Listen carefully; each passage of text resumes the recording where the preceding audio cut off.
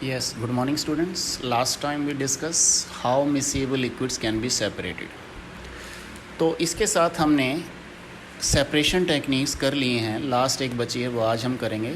हल्का सा रिवीजन कि अभी तक हमने कौन कौन सी सेपरेशन टेक्निक की हैं और कहाँ कहाँ यूज़ हो रही है। जैसे हमने सबसे पहले देखा था कि डाई से ब्लैक और ब्लू इंक से किस तरह से सेपरेशन करेंगे, इवेपोरेशन वगैरह प्रोसेस यूज़ कर कर।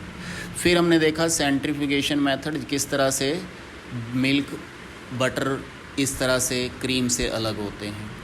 फिर इमिसिएबल लिक्विड्स यानी जो आपस में ना घुलते हों, जैसे ऑयल और वाटर को सेपरेटिंग फनल से हमने सेपरेट करना सीखा था। मिसिएबल लिक्विड्स जैसे लास्ट टाइम हमने सीखा था कि अल्कोहल और वाटर को किस तरह से हम सेपरेट करते हैं। सब्लिमेशंस में हमने देखा था कि कैसे सॉल्ट और कैम्फर वगैरह, नेफ्थलीन वगैरह को हम सब्लिमेशन प्रोसेस से सेपरेट करते हैं। क्रोमेटोग्राफी से हमने देखा था different colours of a dye हम किस तरह से अलग करते हैं। सिंपल डिस्टिलेशन लास्ट टाइम हमने देखा कि जिसके अंदर अल्कोहल वाटर कैसे सेपरेट होंगे। अब हम करते हैं फ्रैक्शनल डिस्टिलेशन। फ्रैक्शनल डिस्टिलेशन से कई चीज़ें अलग हो जाती हैं। जैसे ऑयल कितने टाइप का होता है आपके आसपास, जैसे ऑयल के अंदर petrol, LPG, diesel, kerosene, Mobil oil, wax वगैरह, ये सारे कंपोनेंट ऑयल के ही होते हैं। अब ये सारे कंपोनेंट ऑयल्स के ही होते हैं। अब फ्रैक्शनल डिस्टिलेशन हम लिक्विड और गैसेस दो टाइप से यूज़ करने वाले हैं इस चैप्टर में। जैसे लिक्विड के अंदर ये ऑयल आएगा तो ऑयल सिस्टम से हम कैसे कैसे अलग करके दिखाएंगे। गैसियस से भी हम फ्रैक्शनल डिस्टिलेशन प्रोसेस से अलग करेंगे। तो पहले हम इस डिस्टिलेशन को देखते हैं। जैसे हम लिक्विड डिफरेंट टाइप्स के अगर पड़े हुए हैं तो उनको कैसे सेपरेट करते हैं, तो उसको सेपरेट करने के लिए हम क्या करते हैं। जैसे सिंपल डिस्टिलेशन वाले प्रोसेस में हमने ले लिया था ग्लास ट्यूब, उस सिस्टम के अंदर हमने डिलीवरी ट्यूब लगाया था, और इसी तरह से अब हम फ्रैक्शनल डिस्टिलेशन में भी लेंगे। फ़र्क सिर्फ दोनों में इतना रखेंगे कि यहाँ पर ग्लास बीड्स रखेंगे। जैसे लास्ट वाले सिंपल डिस्टिलेशन वाले सिस्टम के अंदर यहाँ ग्लास बीड्स नहीं थे, ठीक है।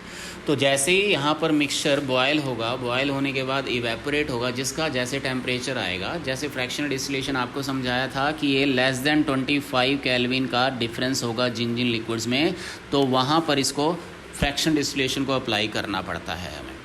तो यहाँ ग्लास बीड्स क्या करेंगे कि जैसे ही टेम्परेचर आया, क्योंकि थोड़े थोड़े टेम्परेचर का डिफरेंस होगा हर एक लिक्विड के बीच में, तो पहला इवेपोरेट हुआ तो उसके वेपर्स यहाँ से बाहर निकलेंगे। अगर उसके साथ उसके बिल्कुल नज़दीक वाले लिक्विड का टेम्परेचर भी उसके साथ होगा तो वो भी अगर उड़ना चाहेगा, इवेपोरेट होना चाहेगा, तो ये ग्लास बीड्स उसको अपने पास ही रख लेंगे। यहाँ से तो सिर्फ जिसका पर्टिकुलर टेम्परेचर होगा वही वाली मटेरियल बाहर निकलेगी।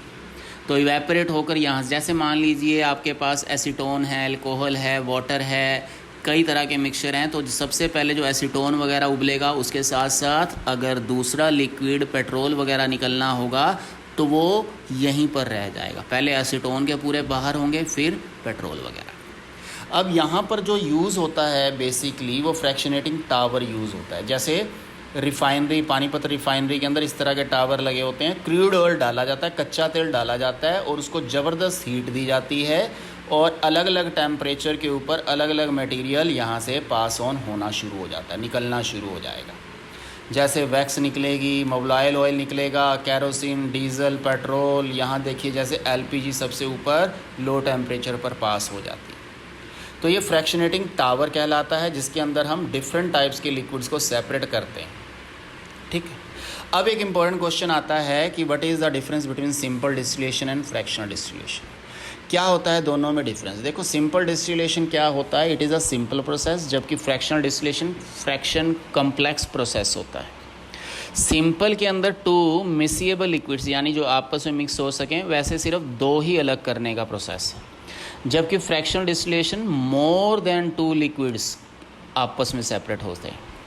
फिर आते हैं when boiling point difference is more than 25 kelvin. अगर दो लिक्विड्स के बीच में डिफरेंस इससे ज़्यादा है तो सिंपल डिस्टिलेशन अच्छी तरह से लगाया जा सकता है, जबकि फ्रैक्शनल डिस्टिलेशन में अगर डिफरेंस लेस देन 25 के है तभी ये फ्रैक्शनल डिस्टिलेशन लगाओ, क्योंकि नज़दीक वालों को अलग करने के लिए फ्रैक्शनेटिंग सिस्टम यूज़ करते हैं। सिंपल में to separate alcohol from water, जैसे एग्जांपल दे दिया हमने इसका, उसी तरह to separate petrol, diesel, kerosene, LPG from the crude oil, उसके लिए हम प्रोसेस लगाते हैं फ्रैक्शनल डिस्टिलेशन। अब आता है फ्रैक्शनेटिंग सिस्टम के लिए एयर से उसके डिफरेंट कंपोनेंट्स को कैसे सेपरेट किया जाए।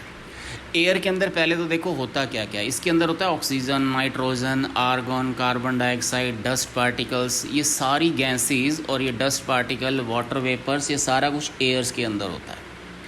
अब एयर को क्या करते हैं, सबसे पहले हम उस एयर को फ़िल्टर करते हैं। जैसे पहले इस पिक्चर से समझो, सबसे पहले क्या होगा, इस फिल्ट्रेशन सिस्टम से एयर जब पास होगी तो फिल्टर होने पर डस्ट पार्टिकल यहीं सेपरेट हो जाएगा, यानी पहला चीज़ तो यहीं अलग हो गई। यहाँ से अब एयर जाएगी, उस एयर को हम कंप्रेस करते हैं, बहुत हाई प्रेशर के ऊपर कंप्रेस किया जाता है, और कंप्रेस करने के बाद जो एयर बनती है वो हॉट एयर होती है, और उस हॉट एयर को इधर कूलेंट वाले सिस्टम में लेकर जाया जाता है। यहाँ से वाटर पास ऑन करते हैं, ठंडा पानी यहाँ से पास करते हैं, और गर्म हवा जब यहाँ आती है तो वो फिर से कंडेंस होकर लिक्विड एयर की फॉर्मेशन बन जाती है। और यहाँ से जब वो एयर आएगी फिर उसके अंदर से अब डिफरेंट मटेरियल अलग होंगे। सबसे पहले यहाँ से सॉलिड फॉर्म में कार्बन डाइऑक्साइड अलग होती है, क्योंकि कोल्ड एयर सिस्टम जो यहाँ से एंटर करता है वो सॉलिडिफाइड होता है, तो सबसे पहले ड्राई आइस की फॉर्म में यानी कि सॉलिड CO2 बाहर निकलती है। उसके बाद जेट नुमा सिस्टम लगाया जाता है और प्रेशराइज एयर को यहाँ फ्लो करवाया जाता है। प्रेशराइज एयर जब यहाँ कंटेनर के अंदर आती है तो इस कंटेनर के अंदर से सबसे पहले यहाँ पर नाइट्रोजन सेपरेट होएगी। नाइट्रोजन सेपरेट होने के बाद फिर से सेपरेशन होती है इधर ऑर्गन की, नाइट्रोजन फिर ऑर्गन, और उसके बाद जो एयर जाती है वो पानी के अंदर घोल देते हैं हम, वहाँ से वो ऑक्सीजन लिक्विड सिस्टम के थ्रू बाहर निकलती है। तो अब होना क्या है, इसको इस फ्लो चार्ट से भी पेपर में पूछा जाता है कि एयर को कैसे हम फ्रैक्शनेटिंग सिस्टम से अलग अलग उसके कंपोनेंट बनवाते हैं। तो एयर के ऊपर क्या करते हैं, हाई प्रेशर और लो टेम्परेचर, जैसा आपने यहाँ देखा था हाई प्रेशर अप्लाई किया, जिससे कि एयर क्या होगा, वो लिक्विड एयर में कन्वर्ट हो जाएगी। यहाँ सबसे पहले solid dry ice pass on हो गई, सॉलिड ड्राई आइस, और उसके बाद उसके ऊपर क्या करते हैं हम, allow to warm up slowly in fractionating column. इसको धीरे धीरे वार्म किया जाता है फ्रैक्शनेटिंग कॉलम के अंदर, जैसे आपने यहाँ देखा। सबसे पहले नाइट्रोजन पास ऑन होगी यहाँ से, जो कि हवा के अंदर 78.11% है। सबसे पहले ये निकलेगी। ये आपको याद रखना है, टेम्परेचर -196 डिग्री सेल्सियस के ऊपर आते ही ये नाइट्रोजन बाहर निकलना शुरू हो जाएगी। कैल्विन में इसको 77 कैल्विन बोलते हैं। सेकंड नंबर पर जो हवा के अंदर बहुत कम है, आर्गन 0.9% के आसपास है, ये -186 डिग्री सेल्सियस के टेम्परेचर के ऊपर या 87 कैल्विन के ऊपर निकलना शुरू हो जाती है।